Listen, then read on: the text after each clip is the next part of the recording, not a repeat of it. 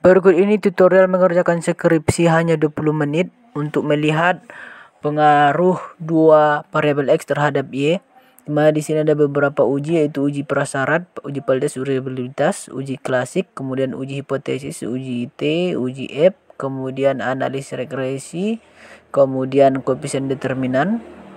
Dimana di sini saya sudah sediakan data, yaitu X1 ada beberapa variabel, X2 berapa variabel, X dan Y-nya ada juga beberapa variabel. Itu ada 10, ada 6 dan 10, dan jumlah sampelnya ada 68.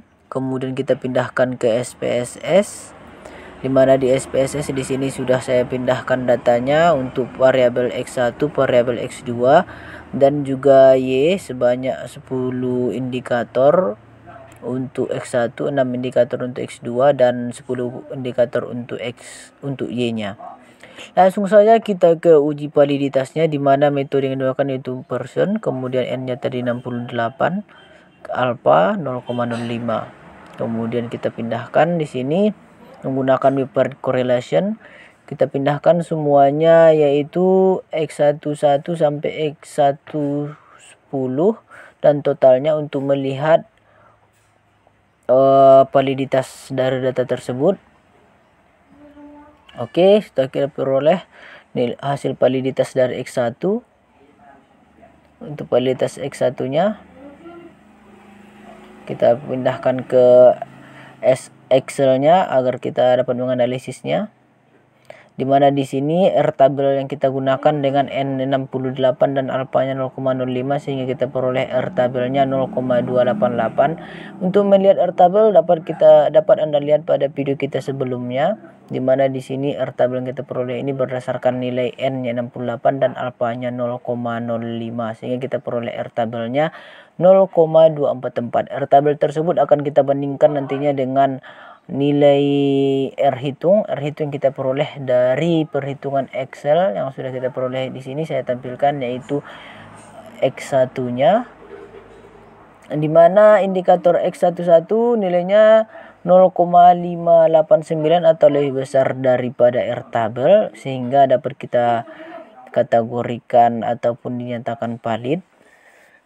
Kemudian X12-nya juga seperti itu, lebih besar daripada R tabel, yaitu 0,812, sehingga dikatakan valid. X13 juga valid, X14 juga valid, lebih besar daripada R tabel.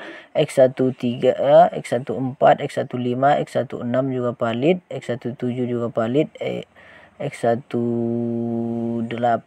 juga valid, X19 juga valid, lebih besar daripada R tabel 0,224 tadi. Kemudian X110 juga valid, sehingga untuk variabel X1 kita dapat menyatakan data tersebut valid. Langsung saja kita beralih ke X12, kita pindahkan X1-nya, indikator X1, kemudian kita pindahkan X12 dan totalnya kita pindahkan sebelah kanan. Kita klik OK, sehingga muncul hasilnya. Untuk X1-nya kita pindahkan dalam bentuk gambar di Excel-nya, sehingga nanti lebih mudah kita lakukan analisisnya. Oke. Kita dapat melakukan analisisnya, di mana R hitungnya tersebut harus lebih besar daripada R tabelnya, di mana R tabel tadi 0,224, sehingga untuk R hitung X21 untuk indikator kedua yaitu 0,776 lebih besar. Untuk X22-nya 0,809 lebih besar juga daripada R tabelnya, sehingga dikategorikan valid. X22 juga valid, X23 juga valid, kemudian X24 juga valid, X25 juga valid, kemudian X26-nya juga valid, sehingga secara keseluruhan untuk X2-nya juga dikategorikan valid. Langsung ke Y, bagian Y, variabel Y-nya ada beberapa indikator juga tadi yang mempengaruhinya. Kita pindahkan bagian Y-nya tadi ke bagian kanan secara keseluruhan. Oke, hasilnya sudah muncul di sini.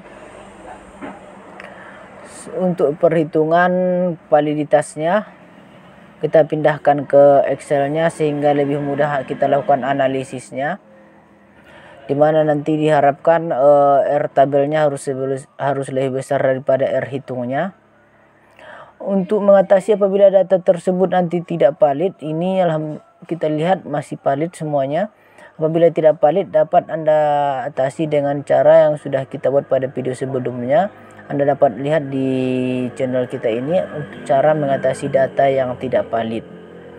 Di sini dapat kita lihat untuk bagian Y, indikator Y11 nilainya 0,598, lebih besar daripada 0,22 sehingga dapat dikategorikan valid. Kemudian untuk Y12 juga valid, Y13 juga valid, Y14 juga valid, Y15 juga valid, kemudian Y16 juga valid, kemudian Y17 juga valid, kemudian selanjutnya Y18 juga valid, kemudian Y19 juga valid, kemudian Y110 juga valid, sehingga secara keseluruhan data tersebut valid. Langsung masuk kita ke uji reliabilitas, di mana menggunakan koefisien alpha Cronbach. Untuk hitungannya dapat kita menggunakan bantuan SPSS, kemudian reliability analysis, kemudian kita pindahkan keseluruhan X11 atau variabel X1, jangan ikut totalnya, sehingga kita peroleh nilai R hitungnya atau alpha Cronbach hitungnya. Kemudian kita bandingkan dengan alpha Cronbach tabel, harus lebih besar daripada 0,6, sehingga kita bandingkan, kita peroleh untuk X1 nilainya itu 0,923, lebih besar daripada 0,6 sehingga dinyatakan reliable. Kemudian masuk untuk reliability analysis berikutnya, yaitu X2 itu ada beberapa indikator, yaitu ada 6 indikator, X21 sampai X26. Kita pindahkan ke bagian kanan, kemudian kita klik OK, sehingga hasilnya sudah muncul, yaitu nilainya 0,851. 0,851 tersebut lebih besar daripada 0,6 sehingga data tersebut dapat kategorikan reliable. Kemudian lanjut untuk bagian Y-nya, variabel Y. Variabel Y ada 10 indikator, di mana kita tadi buat namanya di sini Y12 sampai Y110 kita pindahkan, Y11 sampai Y110 kita pindahkan ke bagian kanan. Selanjutnya kita klik OK hingga hasilnya sudah muncul, yaitu 0,903. Oke, nilai 0,903 ini kita bandingkan dengan koefisien alpha tabelnya, itu 0,6. Nilainya tersebut lebih besar pada 0,6. Nilainya lebih besar pada 0,6, yaitu nyatakan reliable. Oke, apabila data tidak reliable dapat Anda atasi dengan video kita sebelumnya yang sudah kita upload. Selanjutnya masuk kita ke uji klasik. Di uji klasik di sini pertama-tama yaitu uji normalitas. Uji normalitas yang di sini agak berbeda pada uji normalitas biasanya, di mana dalam video sebelumnya sudah kita jelaskan perbedaannya. Di sini kita gunakan regresi linear dengan menggunakan understandard reset. Kemudian range-nya sudah kita peroleh. Nilai range tersebut akan kita uji normalitasnya. Kolmogorov Smirnov, kita klik OK. Sehingga hasilnya di sini sudah kita peroleh nilainya. Nilai normalitasnya dapat kita bandingkan dengan nilai signifikannya nanti, yaitu kita peroleh nilai signifikan pada pengujian Sokolmogorov yaitu 0,384. 0,384 lebih besar pada 0,05, maka data berdistribusi normal. Untuk normalitasnya sudah berhasil kita lakukan, data tersebut sudah berdistribusi normal. Lanjut ke uji multikoliniaritas, yaitu analyze regresi linear. kita jangan lupa yang sebelumnya kita balikkan, yaitu bagian unstandarized agar tidak muncul lagi. Continue, kemudian statistiknya yaitu yang perlu di sini collinearity diagnostik. Kita klik continue, kemudian OK, sehingga nanti akan kita peroleh nilai dari toleransinya dan VIF-nya, PIP-nya. Nilai tersebut untuk ketentuan multikolonialitas, nilai toleransi harus lebih besar dari 0,1 dan nilai PIP-nya harus lebih kecil daripada 10. Dari data tersebut, X1 tersebut untuk toleransinya kita peroleh 0,620. Kemudian X2-nya nilai X1-nya, nilai toleransi dari X1 yaitu lebih besar daripada 0,1, nilainya 0,620. Kemudian nilai toleransi dari X2 lebih besar daripada 0,1, ini 0,620. Kemudian nilai PIP-nya, nilai PIP untuk X1 lebih kecil dari 10, yaitu nilainya 1,612. Kemudian X2-nya juga lebih kecil daripada 10. Oke, kita peroleh hasilnya tidak terjadi multikolonialitas karena syarat-syaratnya sudah dipenuhi baik untuk toleransi ataupun nilai PIP-nya, sehingga dapat dinyatakan tidak terjadi multikolonialitas. Oke, tidak terjadi multikolonialitas terhadap data tersebut. Selanjutnya masuk kita ke uji heterokedastisitas, di mana metode yang kita gunakan di sini yaitu uji Glatzer. Di mana caranya kita harus membuatnya dalam bentuk positif, itu bagian res yang sudah kita uncollinearized tadi, unstandarized, dengan menggunakan rumus transformasi data dengan menggunakan coding ataupun rumus ABS. Kita pindahkan resnya sehingga sudah muncul hasilnya, itu sudah positif, muncul res 2 yang nilainya -5, tadi sudah 5,05. Kemudian masuk kita regresi linear, kita pindahkan bagian yang res 2 tadi ke dependennya. Oke. Kemudian kita kembalikan collinearity-nya. Kita klik OK. Sehingga di sini sudah muncul hasilnya,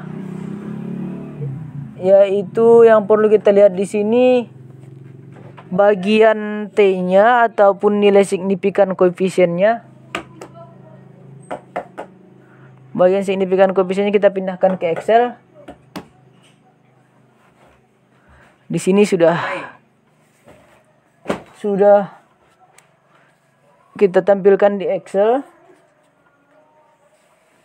Kemudian nilai signifikannya kita peroleh X1 lebih besar daripada 0,05, di mana nilainya tersebut yaitu 0,745. Kemudian nilai signifikan dari X2-nya juga lebih besar daripada 0,05, yaitu nilainya 0,651, sehingga dapat kita kategorikan tidak terjadi gejala heterokedastisitas dari data tersebut. Sebenarnya di sini kita perlu analisis yang pertama validitas dan reliabilitasnya, karena syarat dari kuesioner adalah uji validitas dan reliabilitas. Selanjutnya masuk kita ke pengujian datanya, yaitu masuk ke uji klasik, yaitu masuk nanti normalitas, multikolonialitas, heterogeneitas, dan autokorelasi. Di sini autokorelasi menggunakan Durbin-Watson, di mana di sini n-nya 68, alfa 0,05, k-nya 2 karena 2 pertanyaan. Kemudian nanti akan kita peroleh nilai D-nya dari tabel Durbin-Watson. Masuk lagi kita ke regresi linear, di mana di sini independennya kita kembalikan lagi ke total Y. Kemudian statistiknya jangan lupa centang Durbin-Watsonnya. Durbin-Watsonnya kita klik continue, kemudian kita klik OK. Sehingga nanti akan kita peroleh tabel Durbin-Watson. Tabel Durbin-Watson nanti akan kita bandingkan dengan nilai tabel Durbin-Watson. Sementara yang di Excel adalah nilai hitung D Durbin-Watson. Nilai tabelnya tadi kita peroleh nilai DL atau kemudian nilai DU, kemudian nilai D. Nilai D kita peroleh dari 4 dikurang DU, sehingga kita peroleh 2,3303. 2,3303 tersebut akan dibandingkan dengan Durbin-Watson hitungnya, yaitu 1,822. Jadi nilai D 2,3303 lebih besar daripada D hitung. D hitung yang kita peroleh ialah 1,822. Sehingga jika D tabel lebih besar daripada D hitungnya, maka dinyatakan data tersebut tidak terjadi autokorelasi. Sehingga data tersebut bebas dari autokorelasi. Jadi sudah kita peroleh uji klasik, data tersebut berdistribusi normal, kemudian tidak terjadi multikorelitas, heterogeneisitas dan autokorelasi. Lanjut kita ke uji T. Uji T di sini hipotesisnya H0-nya tidak memiliki pengaruh signifikan antara variabel X1 dan X2 secara parsial ataupun sendiri-sendiri. HI-nya memiliki pengaruh signifikan X1 dan X2 terhadap Y-nya secara parsial ataupun sendiri-sendiri, di mana ketentuannya sudah ada di Excel-nya. Kemudian ini dapat kita ambil dari hitungan yang sudah kita peroleh sebelumnya di SPSS saat menggunakan uji Durbin-Watson. Langsung kita pindahkan, yaitu koefisiennya. Oke, sudah muncul, yaitu kita peroleh nilai X1-nya. Langsung saja ke bagian signifikan biar lebih cepat. Nilai signifikannya yaitu 0,146, atau nilai signifikan tersebut, jika nilai signifikan lebih besar daripada 0,05 atau 5%, H0 diterima, HI ditolak, tidak terjadi pengaruh. Jika nilai signifikannya lebih kecil daripada 0,05 atau 5%, maka H0 ditolak, HI diterima, maka data tersebut terjadi pengaruh. Di mana X1 di sini nilainya itu 0,199 atau lebih besar daripada 5%, maka H0-nya diterima, sehingga data tersebut tidak memiliki pengaruh yang signifikan antara X1 dan X2 terhadap Y secara parsial atau sendiri. Kemudian untuk X2-nya nilainya signifikannya 0,00 atau lebih kecil daripada 5%, sehingga H0-nya ditolak, sehingga X1 memiliki pengaruh signifikan X1 dan X2 terhadap Y secara parsial. Kemudian lanjut kita ke uji F. Uji F di sini adalah uji total. Dapat kita lihat dari ANOVA yang sudah kita peroleh daripada hitungan Durbin-Watson sebelumnya.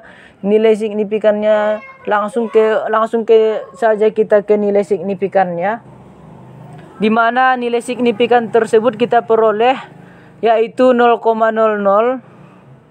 Jika nilai signifikan lebih kecil daripada 5%, maka H0-nya ditolak dan HI-nya diterima. HI diterima berarti terdapat pengaruh yang signifikan antara variabel X1 dan X2 terhadap Y-nya.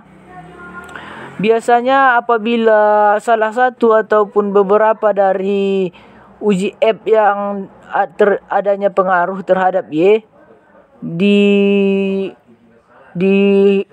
uji F-nya biasanya sudah diterima apabila lebih banyak, sehingga di sini kita dapatkan tadi uji F-nya ada salah satu variabel yang diterima yaitu X2, sehingga di sini kita peroleh di uji T-nya tadi X2 yang kita peroleh berpengaruh, sehingga di sini uji F-nya di sini berpengaruh. Karena di sini uji F melihat secara keseluruhan, sehingga H0-nya ditolak atau terdapat pengaruh signifikan X1 dan X2 terhadap Y.